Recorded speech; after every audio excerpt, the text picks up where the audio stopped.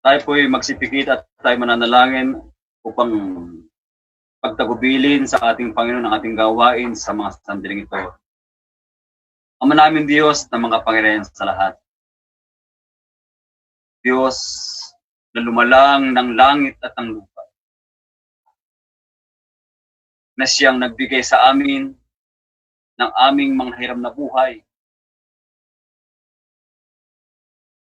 Ikaw ang Diyos na patuloy na gumagabay, sumusubaybay sa bawat isa amin sa araw-araw.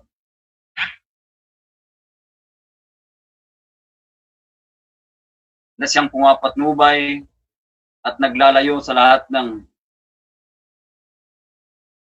uri ng mga kapahamakan na naglipana sa aming mga paligid. Sa hapong ito, Panginoon, narito ang bawat isa amin. Muli niloob mo, Panginoon, na makagawa kami ng isa sa mahalagang tungkuling iniatang mo sa bawat isa amin. Palibhas ay iyong sinabi, dakilang Panginoon, na huwag namin pabayaan ang aming gawain na katulad nito. Lalo't higit, dakilang Ama, aming namamalas ang lahat ng sinabi ng aming Panginoon. Nagpakita siya, nagpapakita siya, at patuloy nagpapakita ng mga tandang kanyang sinabi sa kanyang mga alagad. Ipapakilala lang Panginoon na malapit na siyang dumating. Kaya naman, Panginoon, narito kami sa iyong banal na harapan upang makiusap sa iyong banal na pangalan. Na bago man lamang mangyari ang mga bagay na ito, ay maiharap namin ang aming mga katawan na isang haing buhay, banal na kaya-aya, na siya naming katampatang pagsamba sa iyong banal na pangalan. Tanggapin mo mula sa iyong kaitasan, Ama, ang aming mga taos-puso, mga pagpapasalamat. Salamat, Panginoon, una sa lahat, sa buhay at kalakasang patuloy mong binibigay sa bawat isa amin. Wala kami maibabayad, Panginoon, sa lahat ng kabutihan na ibinigay mo sa bawat isa amin. Liban ang ikaw ay aming patuloy na pasalamatan, papurihan ang iyong banal na pangalan, nang nayon lamang sa Espiritu at sa iyong banal na katotohanan. Sa hapong ito, dakilang Ama, hinihiling namin sa iyong banal na pangalan ang aming pananampalatayang misang pinagkaloob mo sa bawat isa amin. Sa malaon naming paglalakbay sa mundong ito, iba't ibang uri ng mga pagsubok ang aming nararanasan. At hanggang sa kasalukuyan ng Panginoon, patuloy pa rin namin nararanasan ang salot na dumating sa aming mundo. Isang sakit na mapanganib. Subalit naniniwala kami, Panginoon, palibasa ay siyang iyong ginawa sa panahon ni Moises, na kanilang pinahiran ng dugo ang kanilang ang pinto ng kanilang mga tahanan upang huwag pasukin ng mga salot. Kaya nawa ang gawin mo sa bawat isa amin. Iligtas mo kami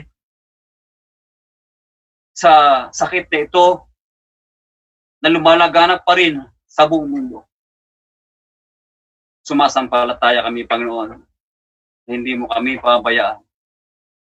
Lalo tigit Ama, ang aming mga katungkulan na ipinakilala mo at ibinigay mo sa bawat isa amin.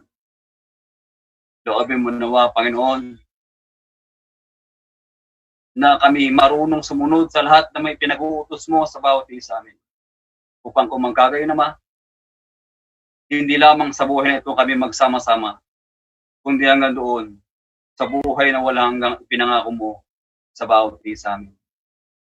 Aming pinagtatagubilin sa hapong ito, Panginoon, ang aming pagpapahayag ng iyong banal na salita. Mula sa iyong kaitasan, Ama, tulungan mo ang iyong mga anak na siyang iyong kakasangkapanin upang magpahayag ng iyong banal na katitiran. Saganang kanilang sarili, Panginoon, tunay na wala silang magawa. Subalit nakikiusap kami sa iyong banal na pangalan, sa iyong kapangyarihan, ilagay mo sa kanilang mga bibig ang dapat nilang sabihin.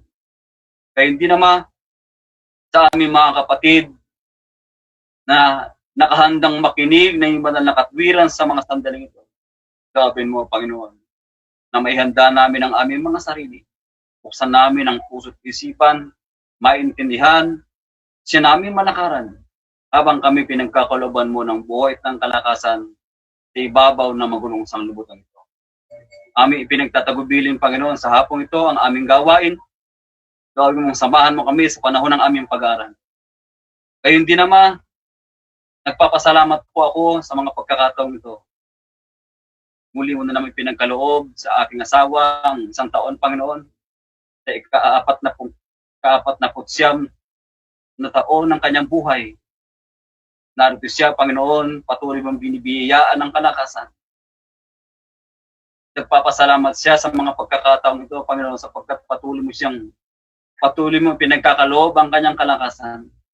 Kaya hindi na ako, Panginoon, palibas ay kasama namin siyang umaawit at dumadakila sa iyong banal na pangalan. Gayon din, ang anak ng aming kapatid na Carol na hanggang sa mga sandali din nasa pagamutan pa rin. Nag-aalala siya, Panginoon, sa kanyang anak. Subalit sa iyo namin pinagtatagubilin ang kanyang kagalingan. Naniniwala kami, Panginoon, na ang lahat ng aming mga kahilingan ay nakarating sa iyong banal na pangalan, banal na kaitaasan. Lakip na rin ang hindi kayang sambitlay ng aming mga labi ay ipagkakaloob. Kalibasang lahat ng amin nihiling sa pangalan ni Jesus, namin dakilang tagapagligtas. Maraming salamat po.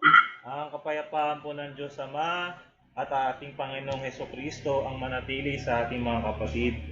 Muli po, welcome po sa mga kaanib ng Iglesia ng Diyos kay Kristo Jesus. Muli po tayo ay magpapasalamat sa Panginoon sa pagbibigay gabay po sa ating mga kapatid na tumutugon sa kanilang mga tungkulin.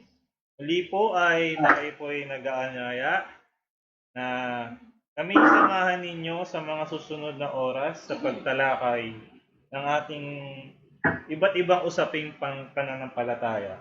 Kasama po ang kapatid sa DCJ. Muli po, wini-welcome po namin kayo sa ating Bible Indoctrination. Kasama po natin ang ating kapatid na Larry. Sa hapong ito, mga inibig ng mga kapatid, ako'y nagpapasalamat muli sa ating Panginoon na siyang patuloy na nagkakaloob sa atin ng mga oras na katulad nito. Na siyang nabagaman siya ang may sabi na hindi dapat napabayaan ang ating mga katungkulan.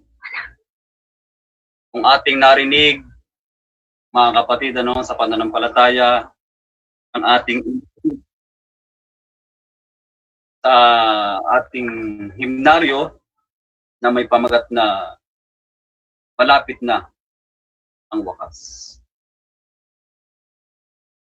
Na dooy talaga namang nagpapakita siya ng mga patuloy na mga tanda. Katulad ng hindi pa natatapos ang COVID-19. Sumunod, lumindol. Sumunod, ano kasunod? Bagyo naman.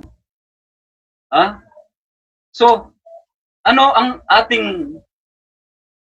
ang dapat nating isipin tungkol sa bagay na ito, mga kapatid ko? Bakit patuloy na nangyayari ang mga bagay na ito sa ating buhay? Patuloy tayong nakakaranas ng mga iba't ibang uri ng mga pagsubok na dumarating sa ating buhay. Diyan natin mauunawaan, mga kapatid, na talagang ang ating Panginoon na siyang ating dakilang tagapagligtas hindi na magtatagal. Diba? Ngayon lang nangyari yung bagay na yan. Halos lumilipas ang mga taon, lumilipas ang mga buwan. Hindi tayo nakaranas ng mga ganyan sa ating buhay. Subalit ngayon, mga kapatid. So, inaakay ko ang bawat isa sa atin na pag ating nakikita ang ganyang mga bagay na nangyayari sa ating buhay, talagang maghanda ka na. Maghanda tayong lahat. Sabi ko nga at malibit naming sabihin ni kapatid na sabi sa inyo na ang ating Panginoon ay darating siya sa panahon hindi natin inaasahan. Ang ating alam, ang alam lang natin mga kapatid, yung mga bagay na ating nararanasan sa ating buhay. Ang ating paksa na ating tatalakayin, mga kapatid ko, sa pananampalataya, ay may pamanggat na ganito.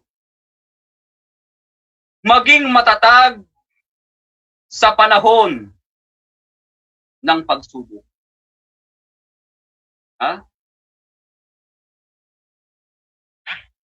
Pag sinabing maging matatag, ano ang kauna-unahang dapat na pumasok sa atin, sa ating kaisipan? Bakit hinihikayat tayo ng ating paksa na sa panahon ng pagsubok, dapat maging matatag ka? Ano ang dahilan? Kasi pag sinabing pagsubok, ano ang kasing kahulugan ng salitang pagsubok? Sige nga mga kapatid. Pag sinabing pagsubok, yung mga bagay na hindi pangkaraniwan na nangyayari sa buhay ng bawat isa. Diba? Kaya lang, sa iba't ibang panahon, sa iba't ibang paraan, tayo sinusubok sa ating pananampalataya. Bakit may pagsubok pa mga kapatid? Bakit mayroon pa? Dapat sana wala na lang eh. Pero bakit ang pagsubok sa ating pananampalataya ay pinapayagang mangyari sa ating buhay?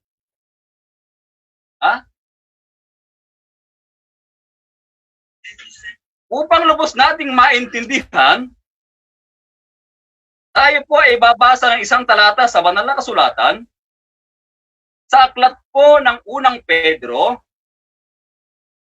sa chapter 4 verse 12 hanggang 13. Ito po ang binabanggit ng banal na kasulatan sa bawat isa atin.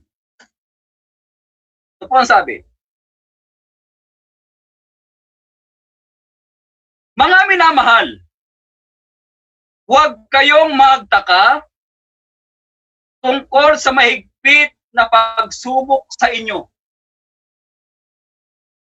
na dumarating sa inyo upang kayo'y subukin na waring ang nangyayari sa inyo'y di karaniwang bagay, kundi kayo magalak sapagkat kayo'y mga kasama sa mga hirap ni Kristo upang sa pagkahayag ng kanyang kaluwalhatian naman ay magalak kayo ng malabis na galak. Ito'y diretsang sinabi ni Apostol Pedro sa lahat ng mga kaanib, sa lahat ng mga kapatid bilang paalala sa ating lahat. Anong sabi niya? Huwag kayong magtaka. Huwag ninyong pagtakhan kung bakit ito'y nangyayari sa ating buhay. Tatanungin ko kayo mga kapatid. Kayo ba, o tayong lahat ba mga kapatid ko sa pananampalataya, tayo ba'y nakaranas na ng mga bagay na hindi pangkaraniwan sa ating buhay? Sige nga mga kapatid. Sino na sa inyo ang nakaranas ng hindi simpleng pagsubok sa buhay? Yan yung mga tinatawag na trials eh. Diba? Sige nga, tayong lahat nakaranas niyan. Kaya kapag ikaw ay nakakaranas ng mga ganyang mga bagay, kapatid, huwag mong pagtakhan kung bakit nakakaranas ka ng mga iba't ibang uri ng mga pagsubok. Kaya lang kasi mga kapatid, yung iba, karaniwang dumarating o karaniwang naiisip ng ibang mga kapatid, lalo't sa mga hindi nakahanda sa ganitong sitwasyon, para bang pinabayaan sila ng Diyos?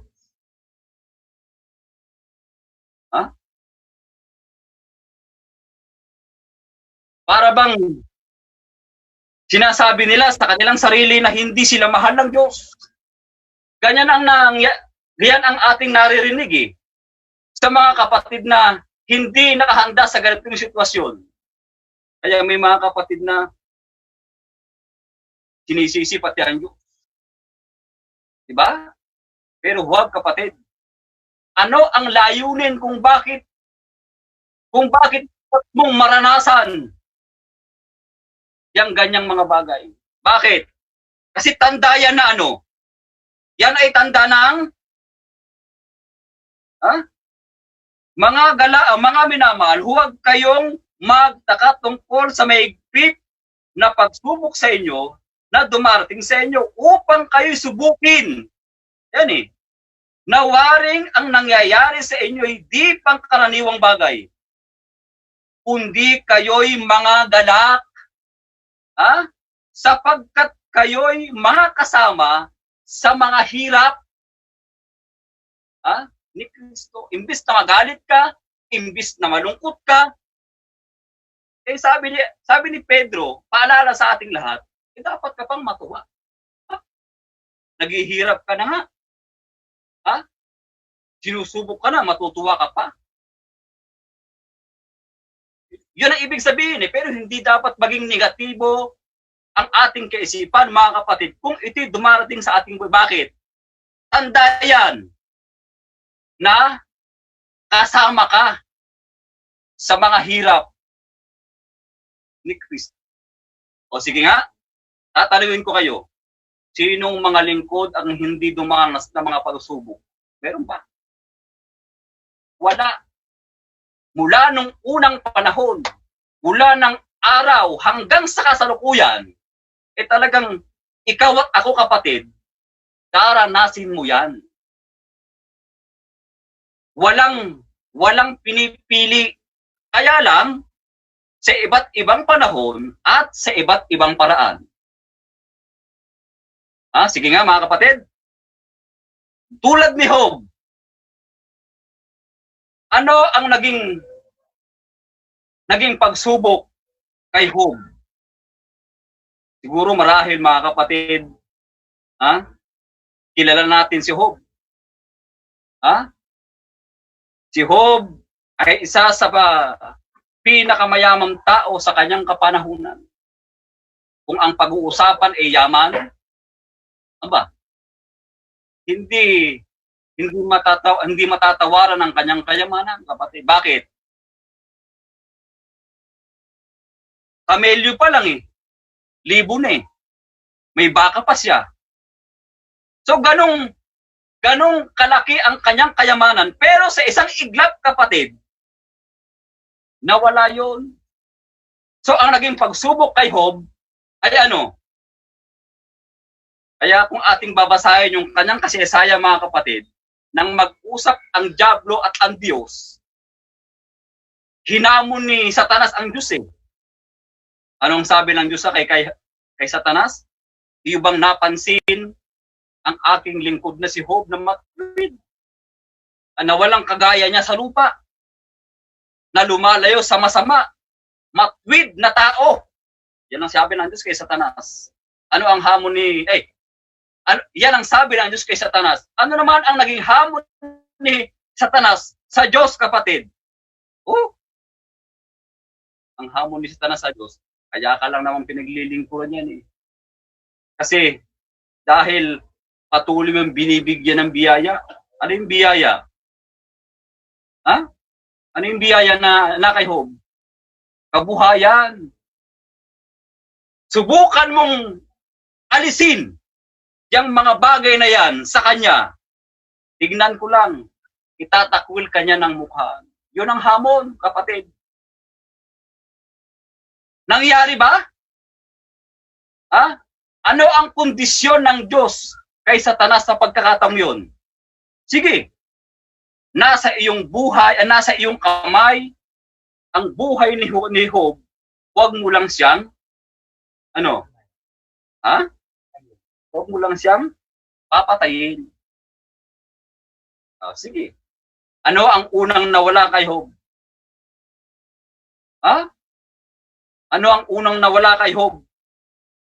Lahat ng kanyang mga alagang hayop, lahat ng nasa kanya, talagang inalis ng dyablo. Ha? Kung ating babasahin yung kasaysayan ni Job, hindi naging simple, mga kapatid ko, ang pangyayari sa kanya. Bakit? Nawala lahat eh. Nawala lahat, pati ang kanyang mga anak, bahay, bahay, at kung ano-ano pa. Pero si Job, ano ang nangyari kay Job, mga kapatid? Sumuko ba? Hindi. Ano ang kauna-una ang sinabi niya? Hubad akong lumabas sa bahay ng aking ina, bahay bata ng aking ina, hubad din akong babalik sa kanya.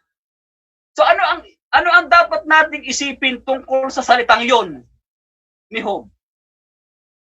Handa siyang magkaroon, handa siyang mawalan. Yung iba, yung iba, hindi eh. Nagutom lang eh. Nakalimutan na ang Diyos. Di ba? O sige, tuloy natin yung kwento para kay Job. Bukod doon, dapat sana'y meron siyang katuwang na magpapalakas sa kanyang loob. Hindi, naging kaaway pa niya. Sino yun? Sino yun? Sino yun? Yung kanyang asawa. Hindi ba dapat ang mag-asawa, dapat magkatuwang? Pinalalakas mo yung loob ng isa para hindi siya ma-depress. Depress na si Job nung pagkakataon yun eh. Imbis na palakasin ang loob ng asawa niya, si Job, ano ang ginawa ng asawa ni Job? Anong sabi ng asawa ni Job? Job, talikuran mo na ang Diyos mo. Papatayin ka niyan. Ano ang sagot ni Job? Ikaw na hangal na babae, marunong ka lang bang tumanggap ng mabuti? At hindi ka marunong tumanggap ng masama? Anong ibig sabihin nun? Ano man ang dumating sa buhay mo, kaginhawaan man o hindi, dapat ka magpasalamat sa Diyos. Hindi eh. Ano lang ang gusto ng tao? Puro sarap lang. Pag nakaranas na ng hirap, wala nang Diyos sa buhay niya. Ganyan ang asawa ni Job. Balik tayo sa talatang ito, mga kapatid. Kaya ano ang payo sa atin ng Biblia, mga kapatid? Huwag kayong magtaka kung bakit kayo'y nakakaranas ng ganitong mga pagsubok sa buhay nyo. Dapat pa nga maganak kayo eh. Sapagkat tunay na kasama kayo sa mga hirap ni Kristo. Huwag ka lang mag-give up. Kasi yung iba, pag na-depress na, ano sabi ng depress, kapatid? Nalungkot. Lungkot? Kasi ang unang nade-depress, pagka ang utak talagang na-depress na, di ba? Talagang bumibigay ang utak ng tao. Yan ang unang sinisira. Yan ang unang nasisira sa tao yan, yung isip. Bakit? Kasi yan ang nagdadala saan? Sa problema. Kaya sabi ni Pedro sa ating lahat, anong sabi ng Biblia? Huwag mong pagtakhan. Muli mo lang babalikan ang talatang ito. mga minamahal, huwag kayong magtaka tungkol sa mahigpit na pagsubok sa inyo na dumaring sa inyo upang kayo subukin. Nawaring ang nangyayari sa inyo di karaniwang bagay, kundi, ayun, may pasubali, kundi kayo'y mga galak sapagkat kayo makasama sa mga hirap ni Kristo. Dapat kang matuwa eh. Ha? Bakit? Nakikiisa ka sa mga hirap ng iyong Panginoon. Ha? Kaya lang, ang problema nga sa iba mga kapatid ko, pag nawala na ng problema, pag nagkaroon na ng problema, pag hindi na kaya, anong ginagawa? Maalis na. Maayaw na. Ganun ba ang puro ng Biblia? Hindi. Hindi naman Diba? Ha? Kaya ang layunin kung bakit kayo sinusubok mga kapatid, ha? Ito ang layunin eh. Para ba kayo sirain? Para kayo sirain sa pananampalataya? Hindi. Ano ang dahilan? Basahin nga po natin ang Santiago chapter 1 verse 2 hanggang 3. Ito po ang layunin kung bakit nakakaranas tayo ng mga pagsubok sa ating buhay, lalong-lalo na sa ating mga pananampalataya. Ito, mga kapatid ko, ariin ninyong buong kagalakan kung kayo'y nangahuhulog sa sari-saring tukso. Yamang nalalaman na ang pagsubok sa inyong pananampalataya ay gumagawa ng pagtitiis. Ha? Ano ang layunin kung bakit pinapayagan sa buhay natin, sa buhay ko, sa buhay ninyo, sa buhay nating lahat, kung bakit tayo nakakaranas ng mga ganitong mga bagay sa ating buhay? Para ano? Ano ang layunin mga kapatid? Para tumatag sa pananampalataya. Yan ang layunin kapatid. Hindi para sirain ka, kundi para patatagin ang iyong pananampalataya. Tinitignan lang Diyos kung hanggang saan ka. Diba kapatid? Yan ang layunin. Kaya dapat, sabi dito, ang kailangan mo lang ay yamang nalalaman na ang pagsubok sa inyong pananampalataya ay gumagawa ng pagtitiis. Ano ba sabihin ng pagtitiis, kapatid? Sige nga.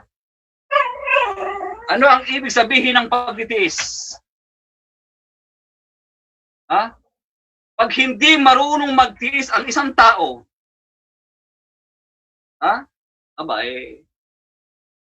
sigurado. Tiyak yan, kapatid.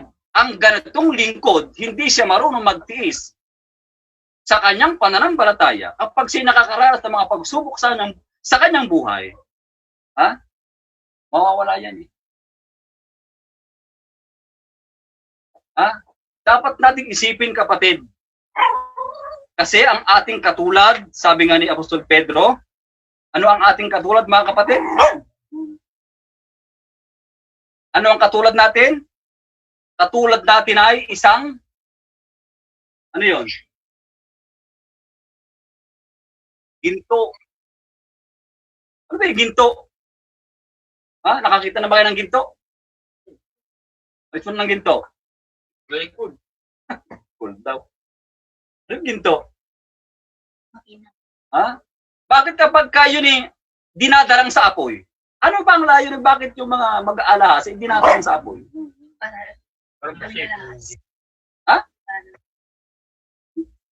Para gawing alahas? Para maghugis. Para doon kasi lumilita sa pamamagitan kasi ng apoy, doon lumalabas yung kanyang pagiging Di ba kapatid? Ang inyong pananampalataya, gayon din. Ang pagsubok ay parang isang apoy na sumusunog sa inyong pananampalataya. Ay, kaya kapag kasumuko ka, ano ibig sabihin? Hindi ka ginto. Di ba? Pag nawala ka, sumuko ka sa paglilingkod, tinalikuran mo ang iyong Panginoon, lumalabas lang na ipinapakita mo sa sarili mo, hindi ka ginto, kapatid. Di ba? Sabi ko nga kanina, iba't ibang uri ng mga pagsubok ang ating mararanasan. Kung saan ka mahina, doon ka susubukin. Sa ating panahon, mga kapatid, ano ang karaniwang kahinaan ng tao? Ano? Gutom. Ayan. Di ba? Katulad nung nangyari sa ating Panginoon ano nangyari doon? Sinubok din siya. Kaya lahat ng magiging lingkod ng Diyos, under trial. Talagang dumadaan sa mga pagsubok din. Hindi po pwedeng hindi. Hindi po pwedeng hindi. Ano ang unang pagsubok na ginawa ng dyablo sa ating Panginoon? Pero bago yan, ano ang ginawa niya? Nag-ayuno siya. Hindi sa kumain, hindi sa uminom. Ng alin? Ng ilang araw? 4 ilang araw? 40 years. 40 days. And 40 nights. Mahigit 1 buwan na hindi kumain ng ating Panginoon. Nung panahon yun, nasa kalagayang tao siya. Diba? Tignan mo, gaano katagal yon? Walang inom, walang kain.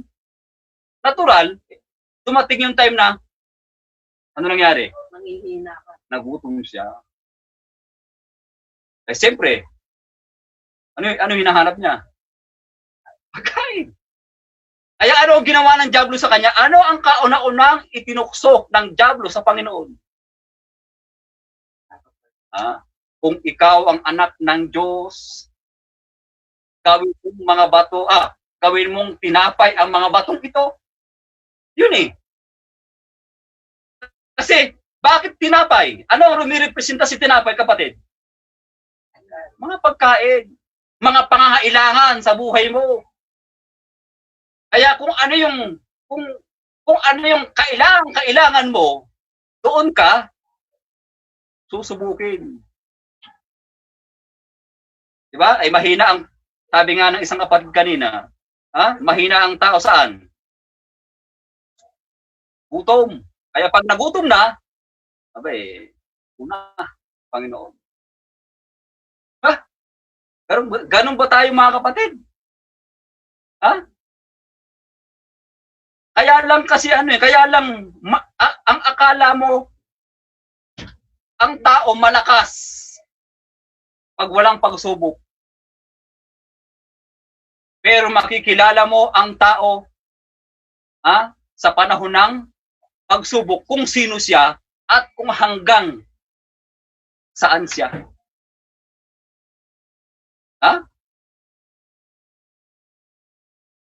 Gusto niyo ng kwento, mga kapatid?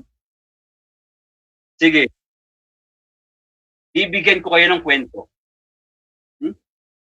Ito yung marahil narinig nyo rin, kaya lang i-remind ko lang sa ating lahat. Kasi tulad nga bago ko simulan ng kwento ko, kasi makikilala mo ang tao kung talagang sino siya, sa panahon na alin, pagsubok sa buhay niya. Pag walang pagsubok, ang akala mo napakalakas ng tao. Hindi pala. Ito ang kwento, mga kapatid. Ay, isang bata, sabihin natin, nagpaalam siya sa kanyang nanay. Sabi niya sa nanay niya, "Nay, payagan mo ako na ako'y manghuli ng hayop sa gubat." Kasi yun ang hilig ni Pedro Ano ang tawag doon? Yung mahilig manghuli ng hayop sa gubat? Mangangasyo. O, sa ibang mga term ay hunter. Sabi ng nanay niya, kasi tumingala siya sa langit eh. Huwag ka nang tumuloy anak. Kasi nagbabadya ang ulan. Ayan. Ano nangyari? Napigil ba? Hindi. Kaya dun sa simula pala ng kwento, makikita nyo na kung sino si Pedro sa buhay niya at kung ano siya. Tuloy ang kwento. Sa madaling salita, si Pedro ay hindi nagpigil ng nanay niya, nagtuloy pa rin. Kaya nang siya umaakyat na ng bundok, biglang bumuhos ang malakas na ulan. Di ba? Biglang bumuhos ang malakas na ulan. Ang lupa sa bundok, hindi katulad ng lupa sa kapatagan. Anong pagkakaiba? Meron bang pagkakaiba, kapatid? Yung lupa sa bundok? Meron. Ano yun? Madulas. Madulas yung lupa sa bundok. Kaya, nadulas si Pedro, pabalik sa ibaba. Madilim na. Sinasabayan pa ng malalakas na ulan. Ayan eh. Kaya si Pedro, habang pababa ng bababa, nakakapit si Pedro saan? Baging. Sa baging, lumalabas na si Pedro, sa pagkakataong yun, nakabitin. Nakabitin si Pedro. Sa pagkakataong yun, bago ko ituloy ang aking kwento, sa pagkakataong yun, sino ang dapat na kauna-unahang tawagin ni Pedro? Yung nanay niya? O yung kanyang Diyos na makapangyarihan sa lahat? Yung Diyos. Kasi wala namang mga gawin nanay. Kasi hindi naman alam ng nanay niya kung ano nangyayari sa mundo eh. Siyempre yung Diyos. Kaya ang nangyari, si Pedro dumain. Humingi ng tulong kanino? Sa Diyos, siyempre.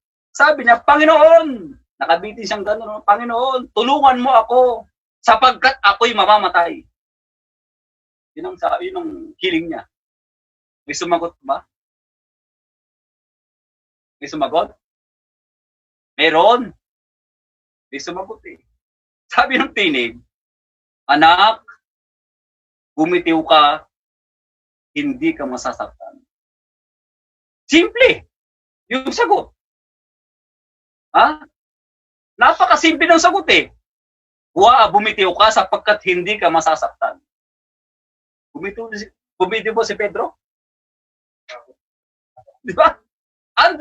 Bagamat siya'y sinagot ng tinig, andun pa rin yung kanyang pag-aalilangan.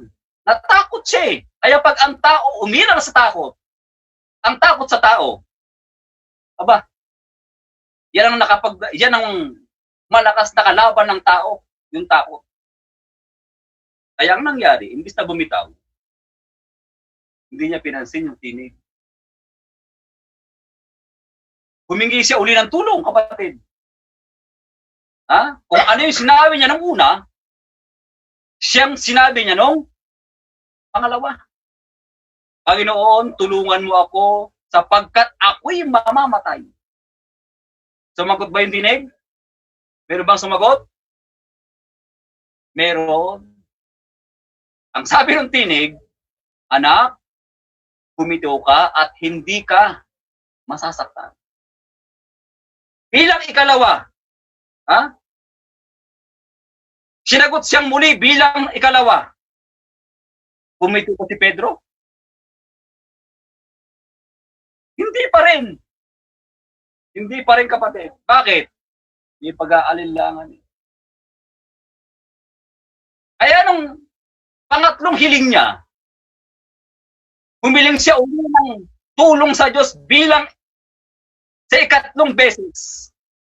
Sige nga, tatanungin ko kayo mga kapatid, inabot ng tatlo yung kanyang hiling o tawag sa Diyos. Sasagutin ka kaya sa ng Diyos? Hindi na. Dapat sana ginawa na ni Pedro yung una, yung pangalawa eh. Diba? Pero anong ginawa niya? Hindi bumitiw. si Pedro sa pagkakabitin. Kaya ang nangyari, buong magdamag siyang nakabitin. Ha? Nang mag-uumaga na, nagsisi si Pedro. Bakit sinabi ng tinig sa kanya? Kaya pala sinabi ng tinig sa kanya, anak, bumitaw ka sapagkat hindi ka masasaktan. Bakit? Gaano kataas yung kinalalagyan ni Pedro? Ganun lang kababa, oh. Kaya pala ganun ang sagot ng tinig. Kapatid, bumitaw ka at hindi ka masasaktan. Ay ang tao, pag matigas ang ulo ng isip ng tao, kapatid, katulad ni Pedro, sa simula pa lang, di ba? Ano ang mapapansin mo kay Pedro? Matigas na ang ulo. Kaya ang tao makikilala mo pag panahon ng problema. Akala mo napakalakas ang taong ito, hindi pala. Ano ang sabi ni Santiago? Uulitin ko lamang po mga kapatid. Mga kapatid ko, ariin ninyong buong kagalakan kung kayo'y nangahuhulog sa sari-saring tukso. Ayun. Yamang nalalaman na ang pagsubok sa inyong pananampalataya ay gumagawa ng pagtitiis. Sabi ko nga kanina, para kang ginto, kapatid. Pag nasunog ka, hindi ka tunay. Ano ang katumpas ng nasunog? Pag ikaw ay tumalikod sa pananampalataya, hindi ka tunay na ginto, kapatid. Kaya ang payo ng ating paksa, maging matatag sa panahon ng pagsubok. Di ba katulad ngayon? O ilang buwan na ang nakalipas? Kailan nagsimula ang COVID? March 17. Tama ba? March 17 ba, mga kapatid? Oo. Hanggang ngayon, hindi pa rin tapos. Sa loob ng 2 buwan na yan, kapatid,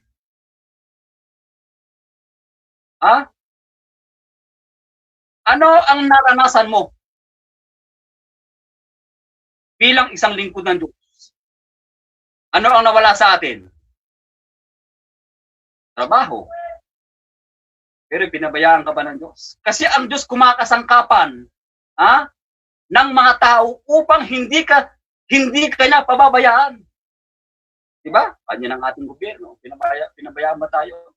Nakaranas tayo ng mga tulong mula sa iba't ibang kawani ng gobyerno. Andan yung DOLE, andan yung DSWD. Ibig sabihin yan, ang Diyos kumakasangkapan din ng mga tao upang ang kanyang mga lingkod, sa panahon ng pagsubok, hindi kanya pababayaan. Pangako na yan eh. Magtiwala ka lang, kapatid. Kasi yung iba, kapag nakaranas na, akala ng iba, hindi sila mahal ng Diyos. Kaya yung iba, ano sinasabi? Naglilingkod naman ako sa Diyos. Bakit ganito ang nangyayari sa buhay ko? Maling katwiran niyang, kapatid. Mali yan. Kaya kapag ganyan ang iyong katwiran, na parang sinisisi mo ang Diyos, nagkakamali ka, kapatid. Dapat kang matuwa eh. Bakit? Sabi ng Biblia, kasama ka sa mga hirap ni Kristo. Ano pa? Dito pa rin aklat sa talatang 12. Ito ang sabi, mapalad ang taong nagtitiis ng tukso sapagkat pagkasubok sa kanya, siya'y tatanggap ng putong ng buhay na ipinangako ng Panginoon sa mga, anong sabi? Sa mga nagsisiibig sa kanya. Hintayin mo lang. Kasi kapag dumating yung trial sa buhay mo, di ba? Katulad nito, bibigyan ko kayo ng sample, mga kapatid. Nang Subukin si Job sa buhay niya. Natapos ba agad yung pagsubok, kapatid? Hindi naman Diba? Meron pa pala ako nakalimutan. Si Job, bukod sa kanyang kabuhayan, sa mga anak niya na nawala, naging kalaban pa niya ang asawa niya, at sa kauli-hulihan, siya'y nagkaroon pa ng alin? Ng karamdaman. Kung ating babasahin yung kanyang kasaysayan mula hanggang talampakan, hanggang sa kanyang puyo. Asa may puyo? Ito. Ano meron? Ano meron? Bukol. Bukol. Sige nga, magsabi nga tayo ng mga bukol. Na masakit. Ito. Di ba? Yun lang magkaroon ka ng isang pigsado sa kamay mo Di ba? Halos umaaray ka na Iyong pang mula puyo hanggang talampakan, magkaroon ka ng ganyan. Aba, kapatid, baka isumpa mo. Ang dapat mong isumpa. Sobrang sakit. Imagine mo, kapatid, lahat naranasan niya.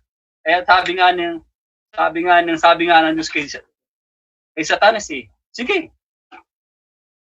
Pinagkakaloob ko si Job sa'yo, huwag mo na siyang papatayin. Kaya ang nangyari, pinahirapan siya. Hindi nga namatay, pero pinahirapan si Job. Napahintulot din ng Diyos para Para makita kung hanggang saan si Job ang kanyang pananampalataya. Pero hindi nagtagumpay ang diablo, kapatid. Nagtagumpay ba ang diablo kay Job? Hindi.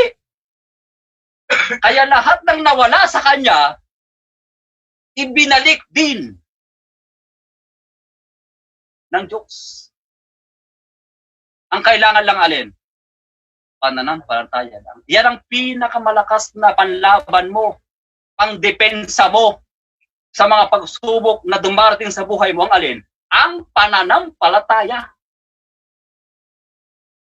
Ano ang sabi ng Panginoon? Magkaroon ka lang ng pananampalataya na katulad ng butil ng mustasa. Sabihin mo sa bundok na ito, sumugba ka sa dagat, mangyayari yan. Ano ang sabi? Kahit gaano kalaki ang problema mo dahil sa pananampalataya, kaya mong lubutasan yan. Kaya naalala ko yung yung isang kanta, yung isang Christian song na may pamagat na He will carry you. Ano sa Tagalog, He will carry you? Mga kapatid, ano po sa Tagalog yung He will carry you?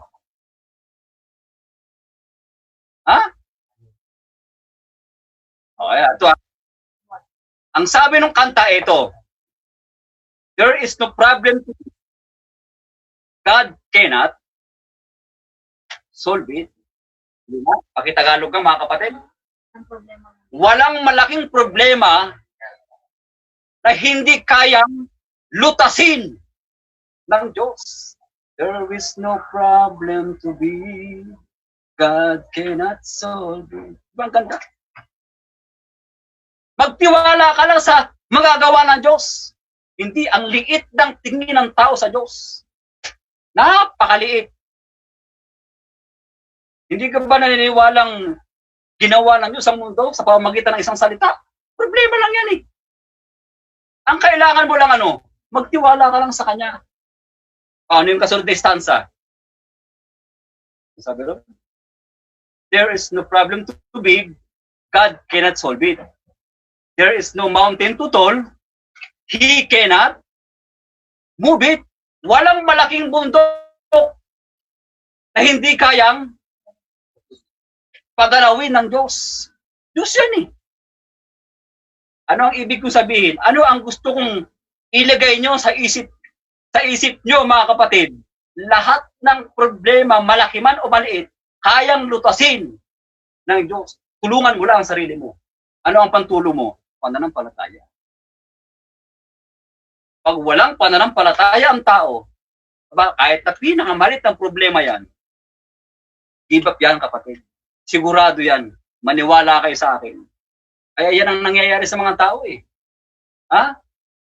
Yan ang nangyayari sa maraming mga taong nabuhay sa mundo. Kapag sobrang stress na, anong nangyayari? Tigok na. Ano ibig sabihin? Nagpapakamatay ang tao. Na hindi naman dapat gawin ng tao. Imbis na humingi ng tulong sa Diyos, sinasarili yung problema. Mali yan. Kapag may problema ka, ang dapat mong tawagan, kauna-unahan, ang Diyos mo. May pagkakataon din kasi mga kapatid, ano? Kasi, isabay ko na rin. Kasi kaya nangyayari kuminsan sa buhay ng tao yan, yung mga bagay ni negatibo. Baka naman ang problema ay nasa tao din. Di ba? Baka nakakagawa ka ng mali, nakakagawa ka ng kasalanan. Kaya, may tawag dun eh. Anong tawag dun? Alam mo, karaniwan nating sinasabi, yung tinatawag na karma. Yung balik sa'yo. Yun ang pinakaiiwasan natin, kapatid. Dadagdagan ko lang mga kapatid, ano? Ha? Ang talatang ito. Sa unang Pedro 4:16. Ito po ang sabi ng banal na kasulatan sa bawat isa atin.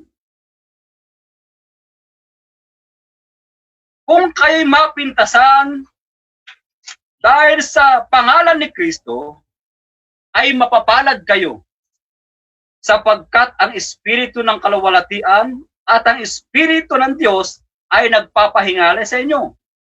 Ngunit, huwag magbata ang sino man sa inyo na gaya ng mamamatay tao, o magnanakaw, o manggagawa ng masama, o gaya ng mapakialam sa mga bagay ng iba. Ha? Kasi minsan, marahil, kaya dumarating sa buhay mo ang negatibo mga bagay, mga kapatid, yung mga pangit na nangyayari sa buhay mo, baka ang problema nasa iyo rin. Baka naman nakakagawa ka ng kasalanan, baka nakakagawa ka ng hindi gusto ng Diyos. Ha? Kaya yung balik sa iyo, kapatid, diba? Yun ang abatan mo sa buhay mo. Kasi, di ba? Naalala niyo yung ano? Naalala mo kung ating naaalala yung kasaysayan ng kalibughang anak? Ha?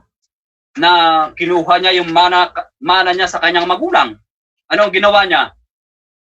Nagpakasarap, lumayo, humiwalay sa magulang niya, nagpakasarap, nagbarkada, nagsugal, at kung anong bisyo ang ginawa niya. Natural, pag umalis ka sa poder ng magulang mo, ha? Walang pakialam ang magulang mo sa iyo. Bakit? Lumayo ka mismo eh. Ha? Ganyan ang tao. Kaya nang nangyari, nung maubos na yung kanyang kayamanan, naisip niya yung ginawa niyang mali. Ha? Naisip niya yung ginawa niyang mali, kaya ang ginawa niya, nagsisi siya. Marahil ganyan mga kapatid, ang nangyayari sa buhay natin. Kung ganyan mga kapatid, ang kailangan mo lang, magsisi ka at magbalik loob sa Diyos. Handa ka namang patawarin eh. Diba? Sino ang Diyos para hindi ka tanggapin? Ha? Kailangan mo lang magsisi.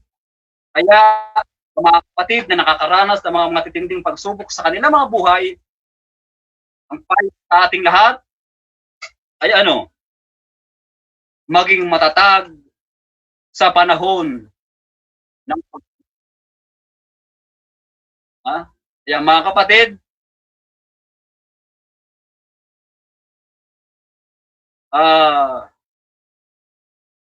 ito po ang ating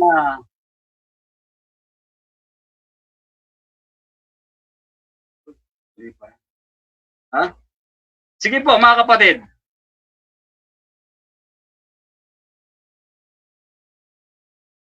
Muli po tayong babasa ng isang talata sa Biblia, Sa aklat ng Santiago pa rin. Sa kanyang kapitulo 1, Ang talata ay 13 hanggang 15. Ito po ang sabi. Bayaan din yung basahin ko sa inyo mga kapatid ang talata nito.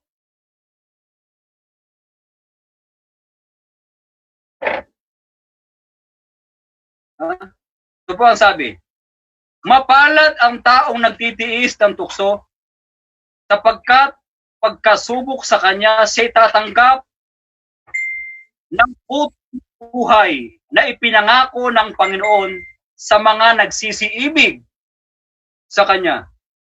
Huwag sabihin sino man pagka sa'yo tinutukso, ako'y tinutukso ng Diyos sapagkat ang Diyos ay hindi matutukso sa matabay. At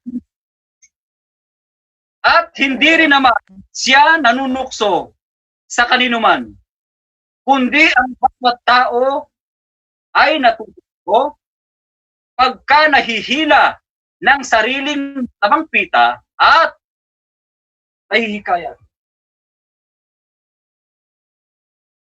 Kaya ganyan ang malimit na nangyayari. Maging sa mga kapatid sa pananampalataya.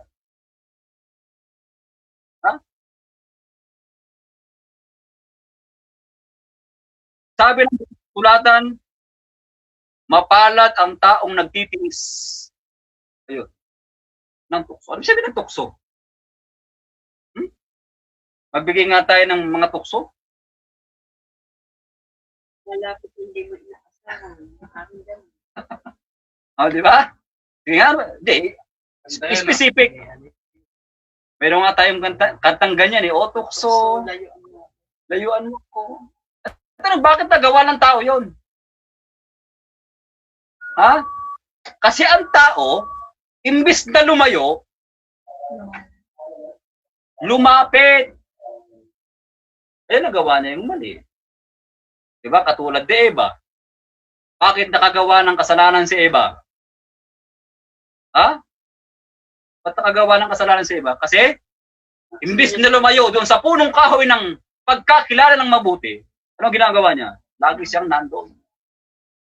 Kaya, alam niyo, ang tukso naman kasi, parang pintuan lang yan. Pag hindi mo sa pinasukan, hindi ka makakapasok sa road. Parang ang tukso, parang pinto ang laging nakabukas lagi na pinapasukan ng maraming tao. Pag hindi mo nilapitan yan, hindi ka matutukso. Kaya ang nangyayari, kaya natutukso ang marami, bakit? Lumalapit sa tukso Kaya ano ang katwiran ng tao? Tao lang ako matao ka, pero bakit nilapitan mo kasi? Alam mo na palang mali, matutukso ka, makakagawa ka ng mali, lumapit ka pa. Yun ang katwiran ng tao. Tao lang ako Ano ang ibig ko sabihin? Ginusto mo rin kasi. Kaya, sabi maging matatag ka. Kaya ang purpose dumarating yung pagsubok sa buhay mo. Ano ang kauna-unahang layunin nun? Para tignan kung matatag ka ba o hindi.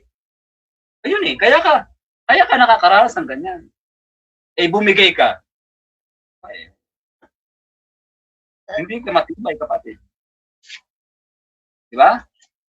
Kaya mga kapatid, muli, sana ang paksang ito magsilbing aral sa ating lahat na huwag basta-basta bumigay ang bawat isa, at kundi humingi tayo ng tulong kapag hindi na natin kaya. Kapag hindi natin kaya, andyan naman ang Panginoon Handa siyang tumulong sa ating lahat. Handa siyang dumamay sa ating lahat. Di ba? Naalala ko tuloy yung kantang Footprint. Anong kanta yun? Footprint in the Sun. Dati yung iapat, bakit naging dalawa na lang? Nagtaka yung tao Bakit dalawa na lang yung dalawa na lang yung yapak? Anong sabi ng Panginoon? Anak, nung panahong napagod ka, binuhat kita. Kaya yung yapag na yan, hindi iyo, kundi akin. Ganyan ang Diyos. Hindi kanya po pwedeng pabayaan. Kaya manalig ka lang sa Kanya. Manalig lang ang bawat isa atin. Alam natin na ang Diyos ay handang dumamay sa lahat ng lumalapit sa Kanya. Kaya hanggang dito lamang po mga kapatid. Sana magawa ko, magawa ninyo, magawa nating lahat, magmula ngayon at magpasawalang hanggan. Kapatid na JP?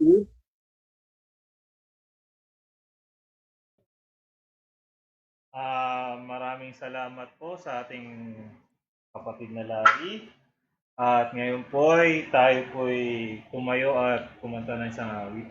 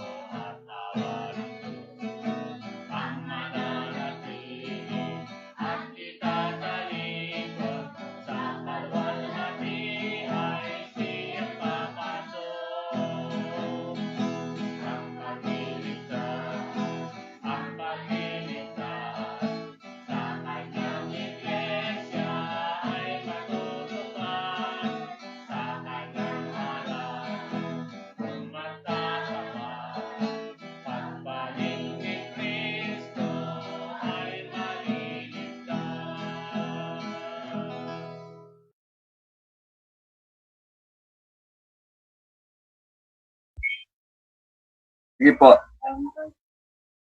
Ama namin Diyos na makapangyarihan sa lahat.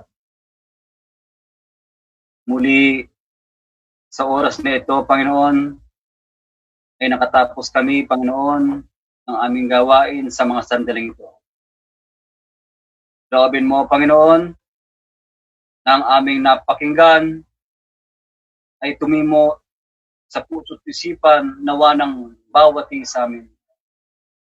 siya naming malakaran, habang kami pinagkakalooban mo ng buhay at ng kalakasan sa ibabaw ng magulong sanlibutan ito.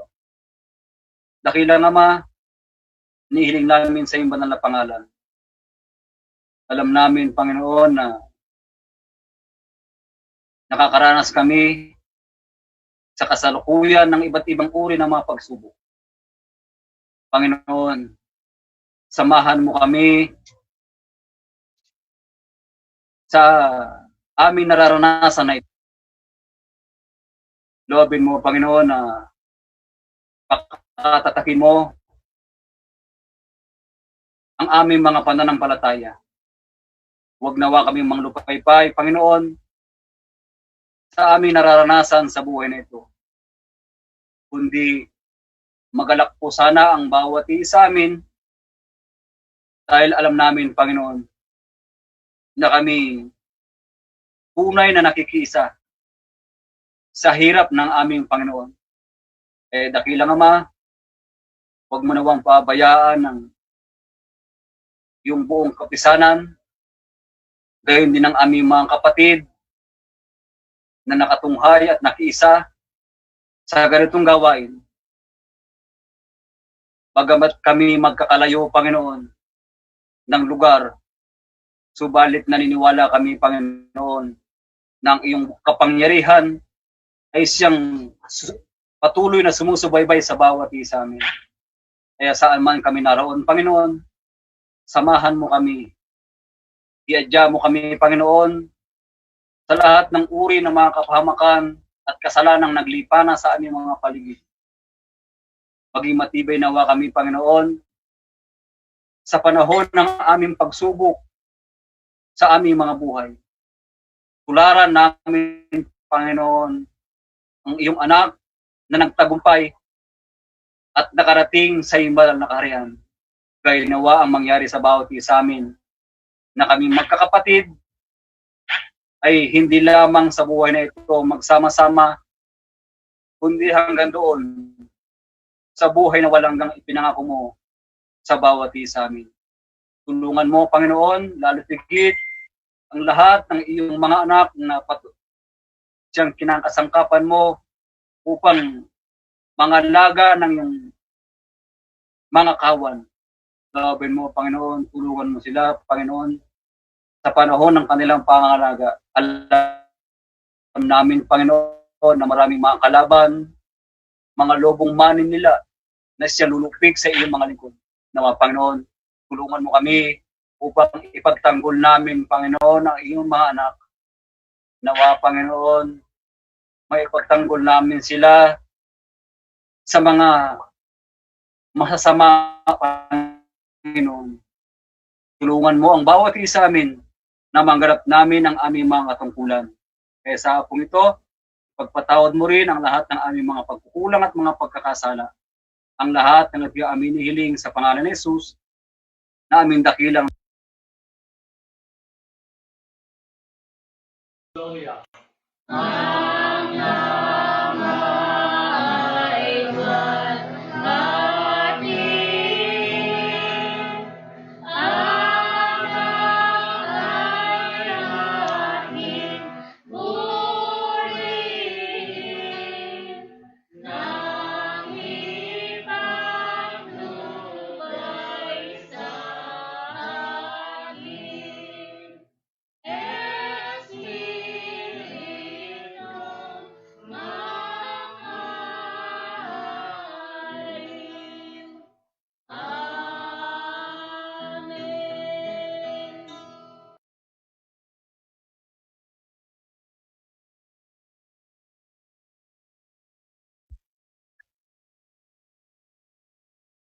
At gayon, mga kapatid, tanggapin natin ang pag-ibig ng Diyos amang sumas sa mga langit.